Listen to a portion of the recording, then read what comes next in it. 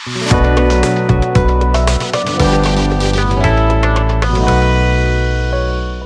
विद्यार्थियों, आज हम पाठ्यक्रम की उसी श्रृंखला को आगे बढ़ाते हुए आज हम पहले बिंदु पर आए हैं, अनुच्छेद। ये कहने की आवश्यकता नहीं है कि अनुच्छेद आपके पाठ्यक्रम में कितना महत्वपूर्ण स्थान रखता है। ये हमें पहले वाली कक्षा में ही हमने इसके बारे में बहुत विस्तार से बातें और चर्चाएं कर ली थी। अब देखते हैं आज का पहला प्रकरण, अनुच्छेद। ऐसा नहीं है कि आप पहली बार अनुच्छेद को देखने जा रहे हैं, लेकिन इस अनुच्छेद के माध्यम से हम आपकी बौद्धिक क्षमता को और बौद्धिक ज्ञान को किस प्रकार से बढ़ाएंगे, ये हम इस अनुच्छेद के उदाहरण से हम देखेंगे।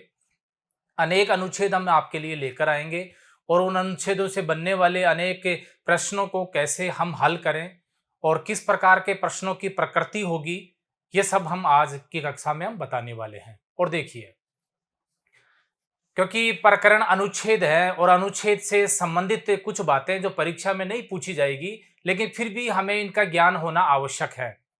इनका ज्ञान होगा तो हमारे अनुच्छेद का अध्ययन करना, अनुच्छेद के प्रश्नों के उत्तर देना हमारे लिए आसान और सरल हो जाएगा। तो देखते हैं अनुच्छेद की क्या क्या विशेषताएं होती हैं और अनुच्छेद के लिए कौन कौन सी आवश्यक शर्तें, बातें और विशेषताएं हैं जिनका हमें ज्ञान होना चाहिए।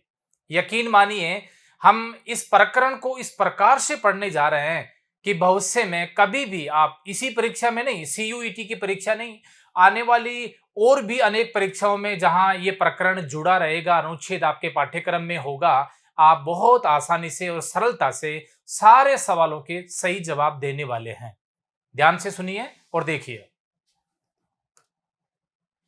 एक परिचय, क्योंकि हम ये जान लें कि अनुच्छेद क्या है, अनुच्छेद किस प्रकार के बने होते हैं, अनुच्छेद किस विषय वस्तु पर आधारित हैं या उनके क्या नियम और शर्तें हैं, उनका थोड़ा सा अध्ययन कर लेते हैं ताकि आगे हम जो हमारे परीक्षा में 4 या 5 इस पर आधारित प्रश्न जो दिए जाएंगे, उन प्रश्नों के हम सही जवाब हम दे सके। और देखिए,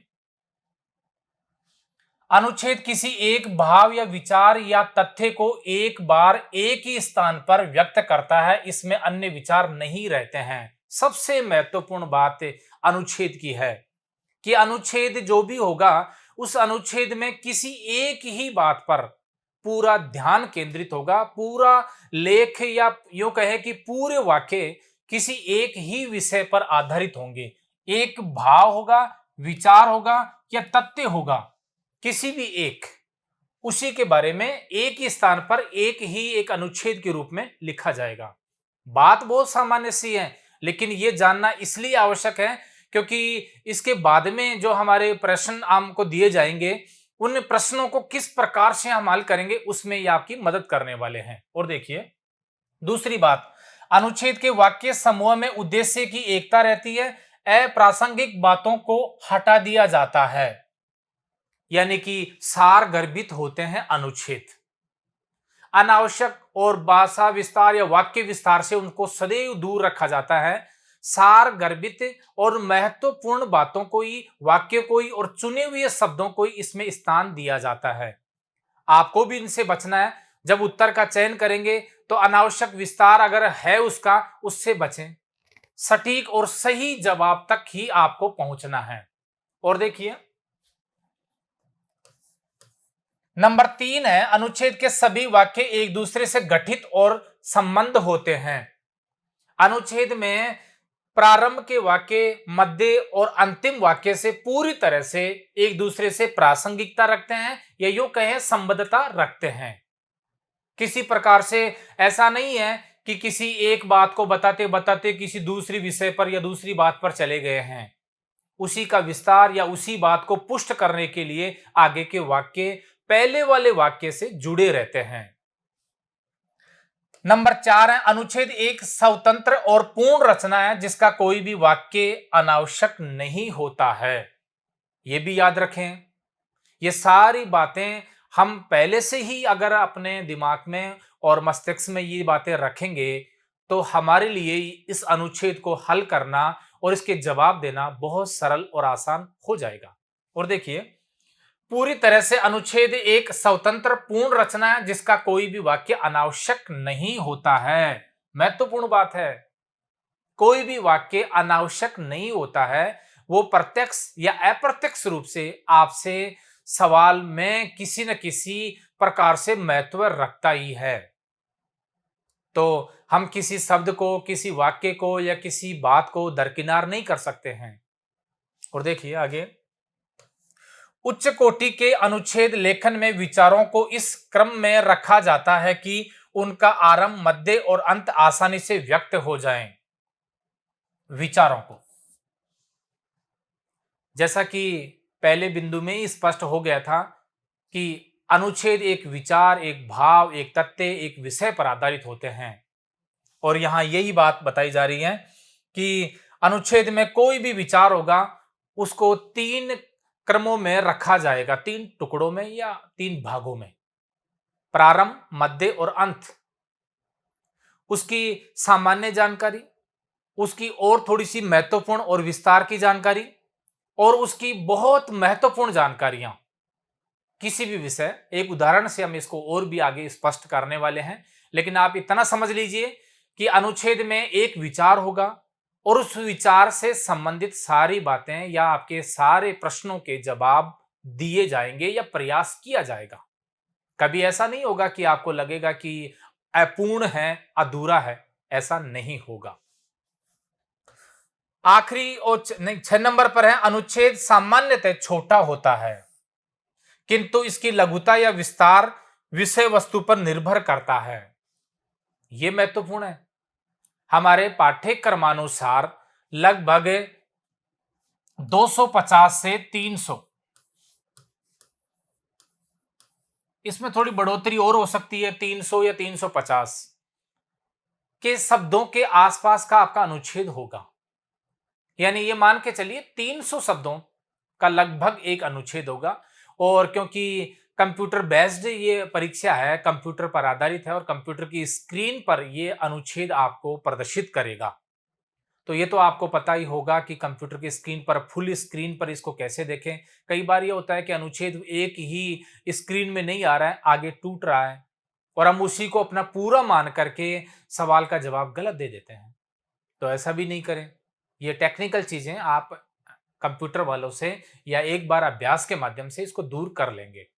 यहां इसका कहने का मतलब है कि विषय वस्तु पूर्ण होगी और पूर्ण विषय वस्तु एक सार गर्भित होगी, छोटा होगा, संक्षिप्त होगा और आपको जो प्रश्न पूछे जाएंगे उन प्रश्नों के जवाब उसी के अंदर होंगे, बाहर नहीं होंगे। आखिरी बात है, अनुच्छेद की भाषा सरल और स्पष्ट होगी या होनी चाहिए। ये लेखन की विशेषताएं हैं। तो लेखन की विशेषताएं हैं कि अनुच्छेद की भाषा सारगर्भित, सरल और स्पष्ट भाषा में होना चाहिए।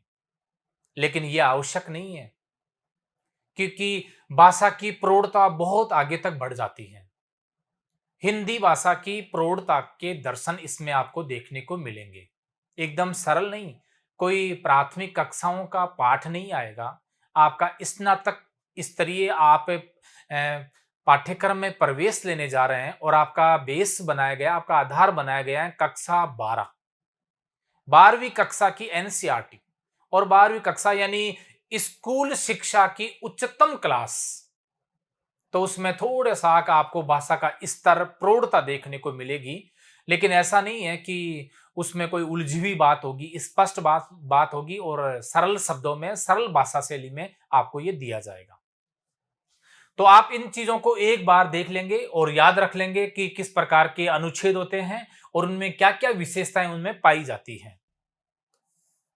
आवश्यक बातें ये पूरी तरह से आप पर है, प्रत्यक्ष रूप से आपके लिए है। आवश्यक बातें, हम अनुच्छेद को हल करने से पहले उसके सवालों के सही जवाब देने के लिए, या यूं कहें कि उसमें पूरे में से पूरे अंक लाने के लिए आपको उसकी थोड़ी सी सामान्य जानकारी होनी चाहिए।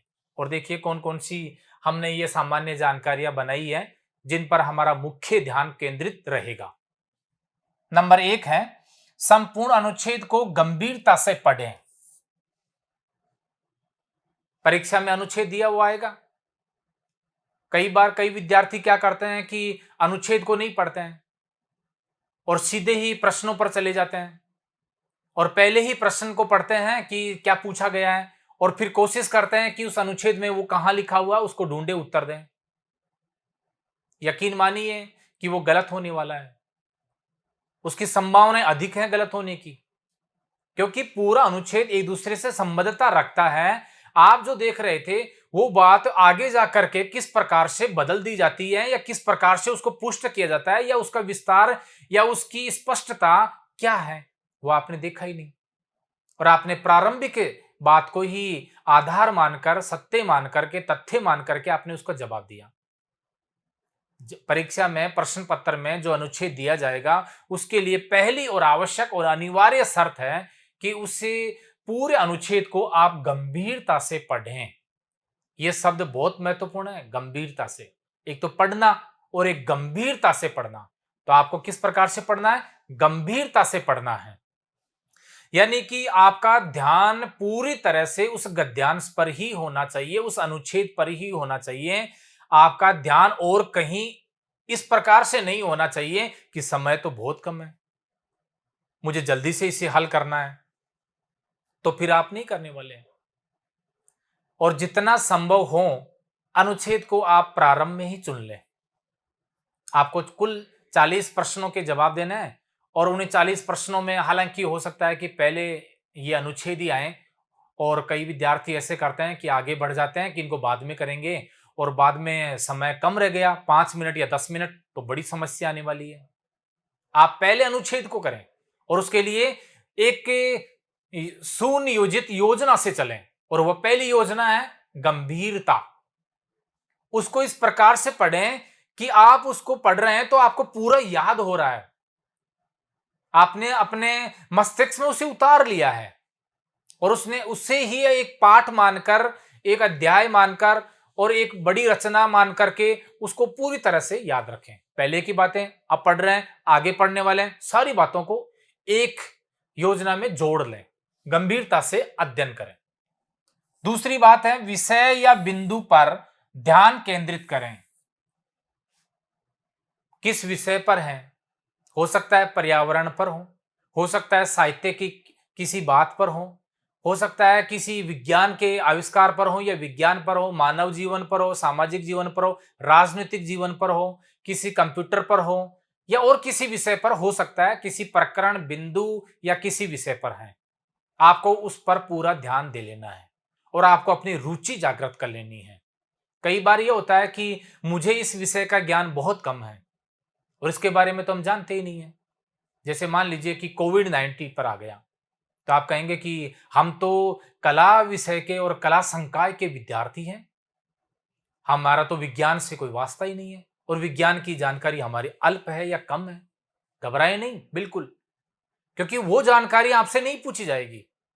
आपको जो इसमें दिया गया है उसी को समझ करके पढ़ें और उस पर स्थापित करें कि ये किस विषय पर है और थोड़ा बहुत आपको जो इनका ज्ञान है उसको और पुष्ट कर लें आप। दूसरी महत्वपूर्ण बात, तीसरी महत्वपूर्ण बात है रेखांकित करें। आपको लगे कि ये महत्वपूर्ण बात है, ये किसी साहित्य की किताब का या पुस्तक का नाम है या किसी और किसी तथ्य की या की जानकारी या किसी वस्तु की बात बताई जा रही है और ये महत्वपूर्ण है, अभी तक आपने प्रश्नों को नहीं देखा है और न देखना है। उससे पहले आपको लगे कि ये महत्वपूर्ण है, उसको रेखांकित कर लें। रेखांकित करने का मतलब है अगर कंप्यूटर बेस्ड है तो आप उसको अपने दिमाग में अच्छी तरह से स्थापित कर लें। ये देख लें, उसको 2 बार पढ़ लें, 1 बार पढ़ लें या समझ करके थोड़ा रुक करके समझ लें कि क्या कह रहा है, तो स्थायी आपके मस्तिष्क में वो छप जाने वाला है। तीसरी बात है संपूर्ण अनुच्छेद एक प्रकरण से ही जोड़ें, उसको और किसी ज्ञान से और किसी विषय वस्तु से नहीं जोड़ें। जैसे मान लीजिए कि आपको भी उसकी जानकारी थी, अगर उसमें नहीं लिखा हुआ तो उसको दूर ही रखें, उसको इसमें नहीं जोड़ें। उसमें जो लिखा हुआ है उसको सारे को एक साथ समुच्चय में जोड़ें, ये तो आवश्यक है, लेकिन यह आवश्यक नहीं है कि आपका ज्ञान था उसको भी उसमें जोड़ रहे हैं। आपके ज्ञान को नहीं जोड़ें, उससे पूरे पाठ का और पूरे अनुच्छेद को एक कड़ी में और एक श्रृंखला में जोड़ लें, याद रखें। पांचवी बात है, प्रश्नों का उत्तर अनुच्छेद से ही दें। सबसे महत्वपूर्ण बात है। कई बार होता है कि हमें लगता है इसका उत्तर यह होगा या इस प्रकार से होगा। नहीं, स्वयं के विचारों के लिए कोई स्थान रिक्त नहीं है। आपके स्वयं के विचारों के लिए कोई स्थान रिक्त नहीं है, इसलिए अनुच्छेद के आधारित ही आपसे सवाल पूछे जाएंगे और आपको ही उनका उत्तर इसी में तलाशना चाहिए और इसी में ढूंढना है, वो हम आपको बताएंगे। स्वयं के विचार के लिए कोई स्थान रिक्त नहीं है, बिल्कुल बहुत महत्वपूर्ण बात है, नहीं है। अक्सर ये गलतियां हम कर बैठते हैं, ये गलती नहीं करनी है, इनसे बचना है। संबंधित वाक्य को पूरा पढ़कर ही उत्तर दें, यह भी महत्वपूर्ण है। संबंधित वाक्य को पूरा पढ़ें। कई बार क्या होता है कि वाक्य बहुत बड़ा होता है, उसमें अल्प विराम, अर्धविराम आदि चिन्हों का प्रयोग करके आगे और उसके बारे में और बताया जाता है, उसी वाक्य, उसी किसी बात के बारे में, और हम उसे आगे तक पहुंच नहीं पाते, उससे पहले ही उसका जवाब ढूंढने का प्रयास करते हैं, जो सामान्यतः गलत हो जाता है। याद रखिए, आपको परीक्षा में प्रश्न इसीलिए दिए जाते हैं कि आप गलत करें, सही नहीं करें, और आपको अपनी बौद्धिक क्षमता से उसे सही करना है। एकदम सरल नहीं दिए जाएंगे कि आपने बिल्कुल आपने समझा वैसा ही उत्तर है, नहीं, थोड़ा सा घुमाया जाएगा आपको, थोड़ा सा आपका परीक्षण लिया जाएगा। तो पूरी बात को पढ़ें, और मैंने कहा ना कि आप गद्यांश को पूरा पढ़ेंगे तो आपको पता होगा इसमें क्या आगे बात बताई गई है और निष्कर्ष क्या है इस बात का, वो देखना है।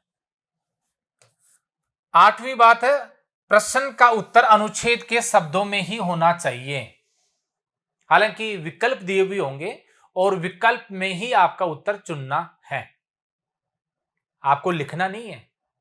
4 विकल्पों में से ही एक को चुनना है, लेकिन क्या होगा कि जो उत्तर गलत होंगे उनके विकल्प थोड़े से भाषा से बदल जाएंगे, इतर चले जाएंगे, अलग चले जाएंगे, आपके मन के अनुकूल चले जाएंगे, तो आप उसमें भ्रमित नहीं हो।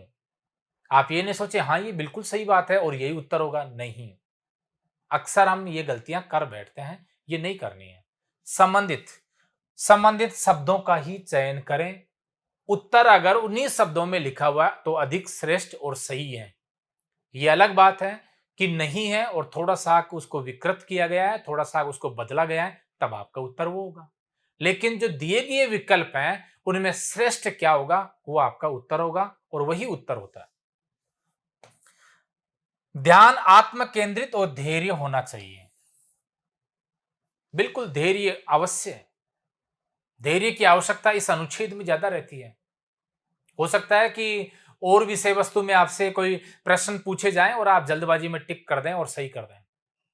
कोई फैक्ट जानकारी पूछी और आपने तुरंत बता दी और हल हो गया। अनुच्छेद के संदर्भ में ऐसा नहीं है। अनुच्छेद को आपको धैर्य से पढ़ना है और उत्तर भी धैर्य से ही देना है। जल्दबाजी में उत्तर देना गलत हो जाएगा। धैर्य की स्थापना आवश्यक गुण है इसका। और अंतिम बात है, प्रश्नों का उत्तर विकल्प से ही देने का प्रयास करना चाहिए। शायद पुनरावृत्ति हो रही है बात की, लेकिन ज्यादा महत्वपूर्ण है, इसलिए मैं दोबारा से कहूंगा, आपके मन के अनुरूप और इतर उत्तर भी विकल्प में दिए भी होंगे। आप कहीं उसमें भ्रमित नहीं हो जाएं, इसलिए यह आवश्यक है कि अनुच्छेद के अंदर ही, अनुच्छेद के शब्दों में ही और उसकी भाषा के अनुकूल ही उत्तर देने का आपको पूरा प्रयास करना है। ये 10 बातें थी जो हमने आपको दी हैं। ये बहुत महत्वपूर्ण बातें हैं। आप इनका अच्छी तरह से अध्ययन कर लेंगे और इनको जान लेंगे, और मैं समझता हूं कि इनको अगर आपने एक बार समझ लिया, देख लिया, तो ये आप हमेशा कभी गलतियां ये नहीं करेंगे। मुख्य बात इसमें जो निकल कर आती है वो यह है कि अनुच्छेद को पूरा पढ़ना है, ध्यान से पढ़ना है, धैर्य से पढ़ना है, पूरा ध्यान उसी पर केंद्रित करना है। सवाल के जवाब, प्रश्नों के उत्तर गद्यांश में से देने हैं। अपने विचारों के लिए कोई स्थान रिक्त नहीं है। ऐसा आप करते हैं तो आपको इसकी सजा भी भुगतनी पड़ेगी, आपको इसके अंक भी गंवाने पड़ेंगे। अंक अर्जित करने हैं, पूरे में से पूरे लाने हैं, इसलिए ये आवश्यक बातें हैं। ये लीजिए, आज हम आपके लिए एक अनुच्छेद लेके आए हैं। हम इसी अनुच्छेद के अभ्यास से ही परीक्षा में आने वाले अनुच्छेद को हल करने वाले हैं। निसंदेह ऐसे अनेक अनुच्छेद हम आपको हल करवाएंगे और आप भी साथ साथ अभ्यास करते रहेंगे, अपना भी परीक्षण करते रहेंगे। आप गलती करोगे तो उसे सीखोगे। परीक्षा में जाने से पहले पूरी तरह से आप परिपक्व हो जाएंगे। इतने परिपक्व हो जाएंगे कि आपका आत्मविश्वास ही खुद कहने लग जाएगा कि हां, मैं तैयार हूं। आप चाहे कोई सा भी अनुच्छेद परीक्षा में आए, मेरा एक भी प्रश्न गलत नहीं होने वाला है। तो देखिए, इसे हम ध्यान से पढ़ते हैं और किस प्रकार से हम उत्तरों जवाब देंगे, किस प्रकार से इनको हल करेंगे, ये एक तरीका हम आपको बताने वाले हैं। पढ़ते हैं इसे। पहला ही शब्द है कंप्यूटर, और इसी से हम समझ पाए हैं कि ये कंप्यूटर पर है, कंप्यूटर विषय पर, उसके प्रकरण पर आधारित है। अब क्योंकि कुछ के लिए ये हो सकता है कि बहुत ही अरुचिकर विषय आ गया, उससे कोई मतलब नहीं है। कोई कहेगा कि इसके बारे में मेरी जानकारी अल्प है, तो भी कोई घबराने की बात नहीं है। आपको पाठ दिया गया है और उसी पाठ में से उत्तर ढूंढ करके देना है आपको। तो देखिए, कंप्यूटर पर है। कंप्यूटर वास्तव में विज्ञान द्वारा विकसित एक ऐसा यंत्र है जो बहुत ही क्षणों में लाखों करोड़ों गणनाएं कर सकता है। बहुत ही कुछ क्षणों में, बहुत ही कम समय में लाखों करोड़ों गणनाएं कर सकता है। एक तो इसको हम रेखांकित कर लेते हैं। लाखों करोड़ों गणनाएं बहुत कम समय में, अल्प समय में बहुत ज्यादा गणनाएं कर लेता है। समझ रहे हैं ना इसको? पढ़ रहे हैं, गंभीरता से पढ़ रहे हैं, ऐसे पढ़ रहे हैं। कंप्यूटर ने मानव जीवन को बहुत सरल बना दिया है, ये तो हम पहले से भी जानते थे, लेकिन अब और इसको विचार को हम पुष्ट कर रहे हैं कि मानव जीवन को बहुत सरल बना देता है। कंप्यूटर द्वारा रेलवे टिकटों की बुकिंग बहुत आसान और समय बचाने वाली हो गई है। पहले के समय में रेल की टिकट बनाने के लिए नाम पूछो, उम्र पूछो उसकी, उसका पता पूछो, उसके टेलीफोन नंबर पूछो, फिर उसको पेन से लिखना है, फिर उसमें कार्बन लगाना है और काफी समय लग जाता था। फिर उनका रिकॉर्ड संधारण करना, कौन कौन बनाए थे, कितने बनाए थे, कहाँ जाने वाले कितने यात्री हैं, कौन सी सीट पर कौन सा यात्री बैठेगा, समय की बर्बादी। लेकिन इस कंप्यूटर ने क्या किया? रेलवे की टिकटों की बुकिंग बहुत आसान और समय बचाने वाली हो गई है। याद रखें इस बात को। आज किसी भी बीमारी की जांच करने, स्वास्थ्य का पूरा परीक्षण करने, रक्तचाप एवं हृदय गति आदि मापने में इसका भरपूर प्रयोग किया जा रहा है। चिकित्सा के क्षेत्र में भी इसका बहुत ज्यादा उपयोग हो रहा है। किस किस में? बीमारी की जांच करने, स्वास्थ्य का परीक्षण करने, रक्तचाप को नापने के लिए, हृदय गति को भी जांचने के लिए, नापने के लिए इसका भरपूर प्रयोग किया जा रहा है। यानी पूरी तरह से चिकित्सा सुविधा जो है कंप्यूटर बेस्ड है, कंप्यूटर पर आधारित है। इससे कार्य सरल, कम समय में समय की बचत और पूरी तरह से प्रामाणिकता के साथ में हो रहा है, ये इसका मतलब है। रक्षा क्षेत्र में प्रयुक्त उपकरणों में कंप्यूटर का बेहतर प्रयोग उन्हें और भी उपयोगी बना रहा है। रक्षा, डिफेंस के क्षेत्र में कंप्यूटर का उपयोग बहुत ही कारगर और महत्वपूर्ण होता जा रहा है, यह बात भी इसमें बताई गई है। आज हवाई यात्रा में सुरक्षा का मामला हो या यान उड़ाने की प्रक्रिया, कंप्यूटर कारण सभी जटिल कार्य सरल और सुगम हो गए हैं। ये तो कठिन कार्य थे, कौन कौन से? कंप्यूटर उपकरण के बेहतर प्रयोग से उन्हें और उपयोगी बनाया गया। हवाई यात्रा, उनकी सुरक्षा और यान उड़ाना की प्रक्रिया, यानी यान किस प्रकार से उड़ाएगा, किस प्रकार से उनमें किस किस प्रकार के शॉट की होंगे, कौन कौन से डायरेक्शन होंगे, इन सब का बड़ा सा आपने देखा होगा कि एक एरोप्लेन में बहुत सारे बटन होते हैं और बहुत सारे इंस्ट्रक्शन होते हैं। ये सारे कंप्यूटर से एक दूसरे से जुड़े होते हैं। कंप्यूटर का ये एक प्रारूप है और उसके आधार पर ये कठिन कार्य भी बहुत सरल और आसान हो गया है। संगीत हो या फिल्म, कंप्यूटर की मदद से इनकी गुणवत्ता को सुधारने में बहुत मदद मिली है। संगीत में, फिल्म में आदि में कंप्यूटर की मदद से बहुत ज्यादा इनको गुणवत्ता में सुधार हुआ है। गुणवत्ता में कंप्यूटर से कुछ हानियां भी हैं। ये तीसरा भाग आ गया इसका, कंप्यूटर की सामान्य जानकारी, उसकी उपयोगिता और अब उसकी हानियां, और निष्कर्ष अंत में आने वाला है। कुछ हानियां भी हैं, नुकसान भी हैं, कुछ हानियां भी हैं। कंप्यूटर पर आधारित आश्रित होकर मनुष्य आलसी प्रवृत्ति का हो गया है। शारीरिक परिश्रम कम हो गया है। कार्य की सुगमता तो हो गई है, समय की बचत भी हो गई है, लेकिन हानि क्या हुई? मनुष्य आलसी हो गया, आलसी बनता जा रहा है।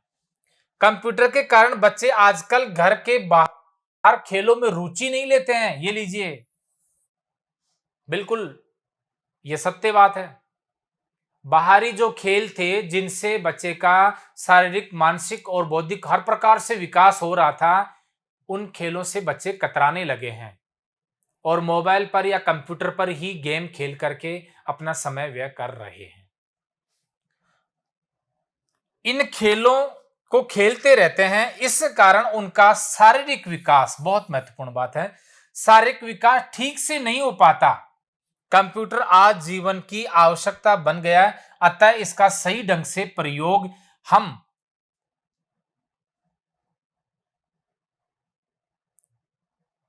अपने जीवन में प्रगति कर सकते हैं। जीवन के विकास के लिए सही ढंग से प्रयोग कर सकते हैं। कट रहा है थोड़ा सा, ये देखिए आप आखिरी देखिए, अपने जीवन में प्रगति कर सकते हैं। जीवन को किस प्रकार से श्रेष्ठ, उत्तम और विकासशील हम बनाएंगे, इसमें इसकी बहुत महती उपयोगिता रही है। मैं समझता हूं कि आपने भी मेरे साथ इसको पढ़ा है, सुना है और समझा है। जो शुरू में हमें कठिन लग रहा था, अब वो सरल है और इसकी बहुत सारी बातें हमें याद हो गई हैं और ये आवश्यक भी है। ऐसे नहीं सोचें कि जब हम प्रश्न को देखेंगे क्या पूछा गया है उसी को पढ़ेंगे, देखेंगे, उत्तर दे देंगे, नहीं। एक बार इसे पूरी तरह से हमारे मन मस्तिष्क में इसको हमने बसा लिया है, समझ लिया है, हमारे जहन में इसे उतार लिया है, यूं समझिए। अब सटीक उत्तर देने के लिए इसे दोबारा तो देखना पड़ेगा, लेकिन एक दृष्टि में हमने इसे समझ लिया है और यह भी जान लिया है कि कौन से का कहां उत्तर और सही उत्तर है, यह भी हम जान चुके हैं। अब देखिए, इससे हम बाहर आते हैं।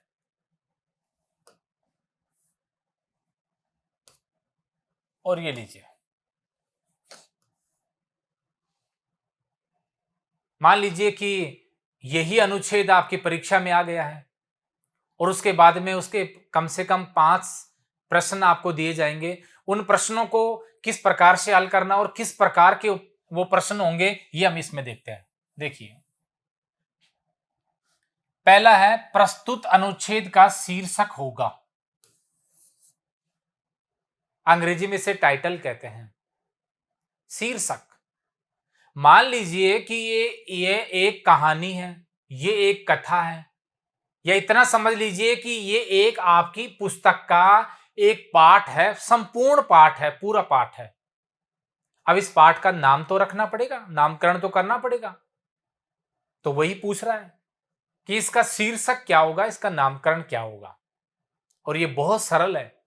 देखिए, ये इसलिए सरल है कि आप कभी भी ये नहीं सोचें कि इसका नामकरण ये होगा, और ये भी आवश्यक नहीं है कि इसका नामकरण यही सार्वभौमिक है या पूर्णतः सत्य है? नहीं, आवश्यक नहीं है। अन्य इतर कहीं दिया हुआ है तो इसका शीर्षक इतर भी हो सकता है, अन्य भी हो सकता है। अब आपको इसका ऐसे सवालों के जवाब, अगर ये सवाल परीक्षा में आ गया है और शीर्षक से संबंधित पूछ लिया है, तो पूरी तरह से आपको विकल्पों पर आधारित है। विकल्प, 4 विकल्प हैं। कंप्यूटर की हानि, पहला है कंप्यूटर आज की जरूरत, दूसरा है कंप्यूटर के लाभ, तीसरा है कंप्यूटर की हानि और नंबर 4 पर है कंप्यूटर का युग। केवल इन्हीं पर ध्यान देना है। आप वहां भी नहीं जाना अपने मेरे विचार से यह होना चाहिए, नहीं, उत्तर इन 4 में से ही एक होना चाहिए। आपको यह देखना है कि ये श्रेष्ठ क्यों है, कैसे हैं, किस प्रकार से हैं, और ये क्यों नहीं हो सकते, ये 3 क्यों नहीं हो सकते, ये भी आपको थोड़ा सा ज्ञान रखना है। देखिए, आप इस पर थोड़ा सा विचार कीजिए, आपके अनुसार इसका उत्तर क्या होना चाहिए? शीर्षक क्या होगा? कंप्यूटर आज की जरूरत, कंप्यूटर के लाभ, कंप्यूटर की हानि, कंप्यूटर का युग। अब देखिए, हम विकल्पों से लेते हैं और उनको ये मानते हैं कि ये नहीं हो सकता, कारण भी जानते हैं। पहला ये देखते हैं, क्या ये हो सकता है क्या कंप्यूटर का युग? हो तो सकता है, लेकिन फिर हम देखेंगे कि कंप्यूटर का युग है तो इसमें कुछ बातें इतर भी हैं। सब में कंप्यूटर लिखा है और हमें पता है अनुच्छेद भी कंप्यूटर से है। थोड़ा सा विचार करके रुक जाना है, उत्तर नहीं देना है। कंप्यूटर की हानि बिल्कुल नहीं हो सकता, ये तो आपने पहली बार में ही जान लिया। एक विकल्प तो ऐसा भी कम से कम होगा कि ये तो हो ही नहीं सकता, आपने इसे गलत मान लिया, ये तो हो ही नहीं सकता, इसको हटा दिया। हानि, क्योंकि ये लाभ नहीं है क्या? है। लाभ के बारे में और इसकी उपयोगिता के बारे में, इसकी जरूरत के बारे में बहुत सारी बातें बताई गई है, ये नहीं हो सकता। कंप्यूटर के लाभ, ये भी नहीं हो सकता क्योंकि हानियां भी बताई गई है। तो इससे तो हम शीर्षक देंगे तो फिर हानियों वाला जो वाक्य आए हैं, वो बातें जो आई हैं, उनका क्या करें? शीर्षक ऐसा हो कि पूरा उसमें समा जाए, नहीं हो सकता। हमारे पास विकल्प 2 बचे हैं।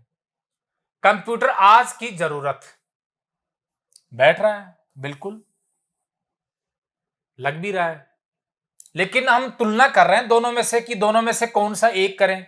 करना तो एक है और दोनों में एक सही उत्तर भी है। तो हमने क्या विचार किया, इसके विषय को विस्तार से हमने विचार किया और मनन किया, इसमें क्या कहना चाहता है और क्या बातें आ रही है। तो आप देखेंगे कंप्यूटर आज की जरूरत, पूरा गद्यांश, पूरा अनुच्छेद इसी में समा गया है। कंप्यूटर बच्चों के बारे में हानियां भी बताई गई हैं, तो यह सचेत भी किया गया है कि उनका शारीरिक विकास नहीं होता है, आ गया इसी में, हानि भी आ गई इसमें। कंप्यूटर का किस प्रकार से उपयोग करना है, किस प्रकार से उपयोग नहीं करना है, किस लिए महत्वपूर्ण है और किस लिए ये अधिक हमारे लिए आवश्यक है, ये सारी बातें इसमें आ गई। उत्तर भी यही होगा, ये नहीं होगा, गलत है। परीक्षा में इतना समय आपको नहीं देना है, ये मैं आपको समझाने के लिए बता रहा हूं, और क्योंकि ये पहला ही है इसलिए हम समय लग रहा है, आगे इन पर कम समय में हम जल्दी से किस प्रकार से हल करने वाले हैं। तो ये गद्यांश का है भी और गद्यांश का नहीं भी है, क्योंकि इसमें इसके उत्तर गद्यांश के अंदर हैं और नहीं भी हैं, प्रत्यक्ष और अप्रत्यक्ष। लेकिन जैसा कि मैंने कहा, आपको ये हटा देने हैं, ये नहीं हो सकता, और फिर दो में आपका द्वंद्व चलेगा, तो फिर आपको देखना है इन दोनों में श्रेष्ठ कौन सा है, जिसमें पूरा समा रहा है। यही है आज की जरूरत, आपका राइट उत्तर है आज की जरूरत।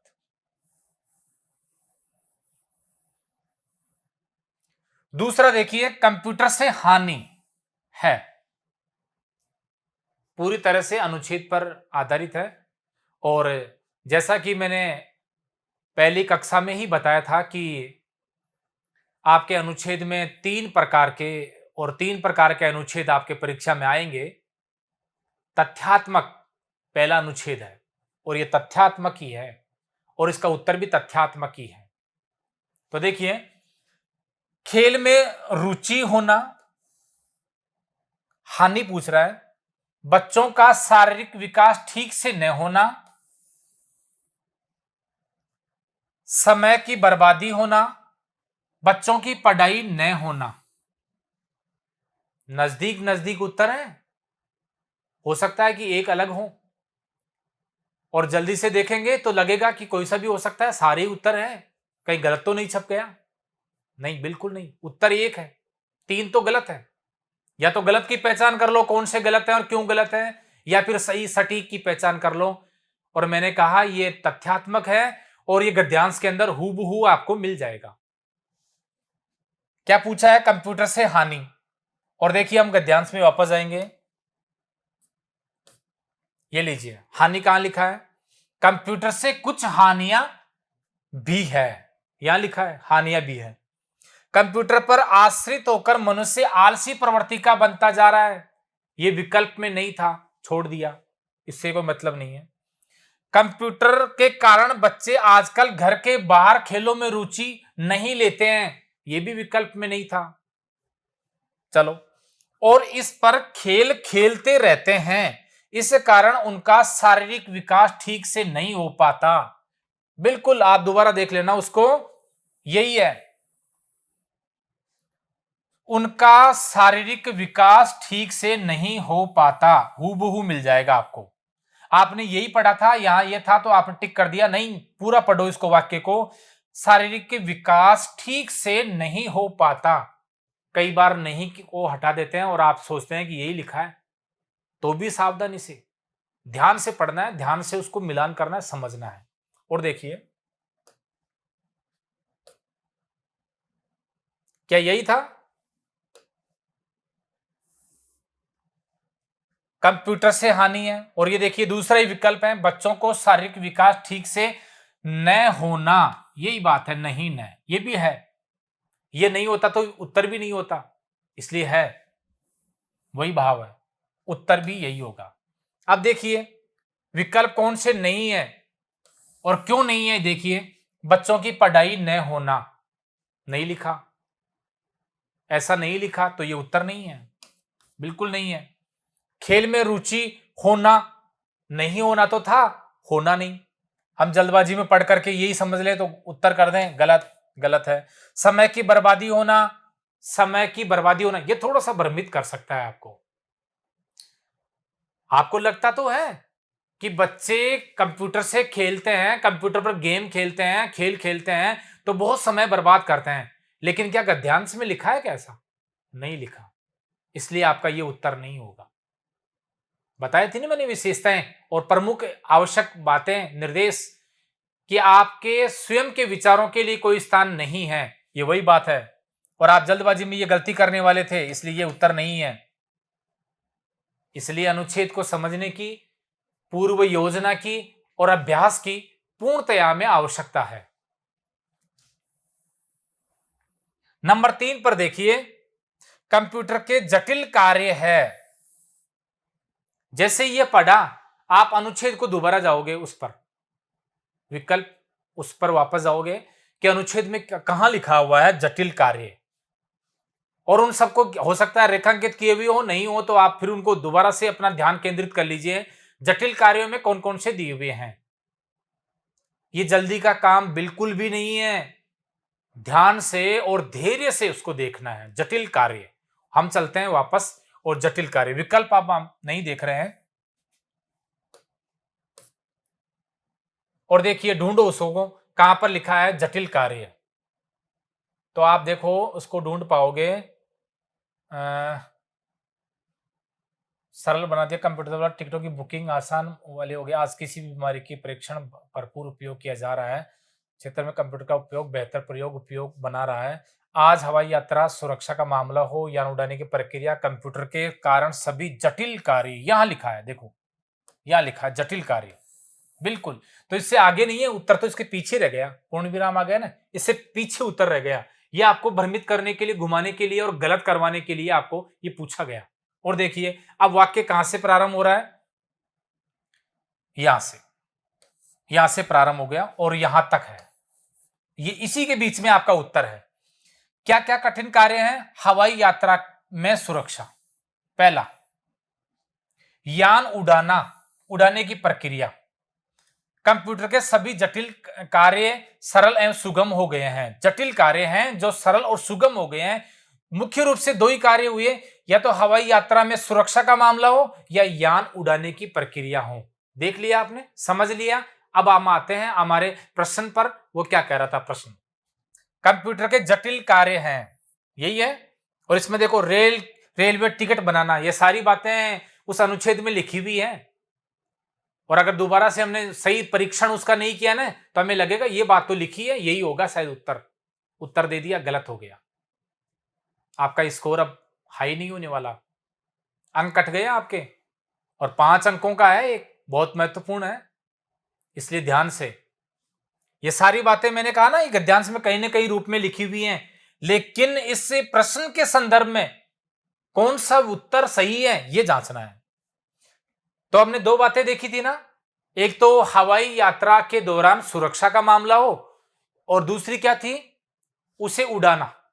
तो किस प्रकार देखिए, रेलवे टिकट बनाना बिल्कुल नहीं है, जटिल कार्य नहीं है। कार्य तो है, जटिल कार्य में नहीं लिखा था। गणना करना नहीं है, बीमारी की जांच करना नहीं है। तो अब उत्तर क्या है, यान उड़ाने की प्रक्रिया, यही आपका सही उत्तर है। आप चाहो तो इसको दोबारा से और देख लोगे जब उत्तर दे रहे हो ना, तब जाकर के कि क्या मैंने सही किया है क्या। तो आप दोबारा देखोगे तो आपको ये बिल्कुल यही मिलेगा।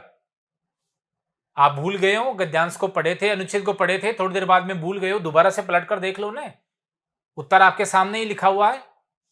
तो इसका सही उत्तर है ये सी।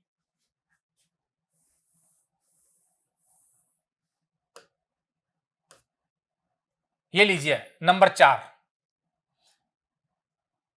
प्रस्तुत अनुच्छेद का केंद्रीय भाव है। केंद्रीय भाव का मतलब समझ रहे हैं, पूरे अनुच्छेद में मुख्य रूप से क्या बताने का प्रयास किया गया है। मुख्य बात क्या है जो पूरे अनुच्छेद में चल रही है, उसी को पुष्ट करने के लिए अनेक वाक्य का प्रयोग किया गया है, अनेक बातें बताई गई हैं, अनेक तथ्य प्रस्तुत किए गए हैं, अनेक प्रमाण दिए गए हैं, अनेक उदाहरण दिए गए हैं। तो उसको केंद्रीय भाव कहेंगे हम, जिस पर पूरा आपका अनुच्छेद आधारित है, टिका हुआ है। अब देखिए विकल्पों के आधार पर ही आपको उत्तर देना है। कंप्यूटर जीवन में सहायक है, यह बात तो है, लेकिन क्या पूरा भाव इसी पर है? नहीं, सहायक के अलावा इसकी कमियां भी बताई है, शारीरिक बच्चों का नुकसान भी बताया, ये नहीं हो सकता। ये लीजिए आप, इसको यहीं क्रॉस कर दीजिए, गलत। कंप्यूटर कार्य में सहायक है, ये भी गलत, नहीं हो सकता। कार्य में सहायक, देखिए ध्यान देना, अनुच्छेद के अनुसार उत्तर दे रहे हैं हम, अपने विचार, अपना ज्ञानीपन बाहर नहीं निकालना है। ये नहीं सोचना है कि कंप्यूटर कार्य में सहायक है, बिल्कुल है उत्तर हो जाएगा, नहीं। और तो देखिए उनमें श्रेष्ठ उत्तर क्या है, गद्यांश के अनुसार क्या है, वह आपका उत्तर होगा। कंप्यूटर से समय की बचत होती है। थोड़ा सा हमें भ्रमित कर रहा, देख रहे हैं कि हाँ हो भी सकती है समय की बचत। फिर हमने देखा कि क्या समय की बचत के लिए ही पूरा गद्यांश और पूरा अनुच्छेद लिखा हुआ है, तो हमें लगेगा नहीं। और अगर नहीं भी लगे तो इसको थोड़ी देर के लिए छोड़ दीजिए, रुक जाइए। कंप्यूटर प्रगति में सहायक, ये ठीक बात है। प्रोग्रेस, विकास, हमारा हर प्रकार से मानव जीवन को सरल बनाना हो, श्रेष्ठ बनाना हो, आगे बढ़ाना हो, समय की बचत करनी हो, या यूं कहें कि टेक्नोलॉजी के युग में प्रवेश करवाना हो, आदि सभी बातें इसके अंदर समाहित आ जाती है, हो जाती है। उत्तर हमारा यही है, ये तो नहीं है। अब अगर आपने ये इसको उत्तर मान लिया है, तो हम एक बार दोबारा से और देखेंगे गद्यांश को और आश्वस्त होना चाहेंगे कि क्या ये सही है, क्या कंप्यूटर प्रगति में सहायक है। ये कैसे उत्तर होगा और क्यों होगा और सही है या नहीं है, देखिए दोबारा से देखते हैं।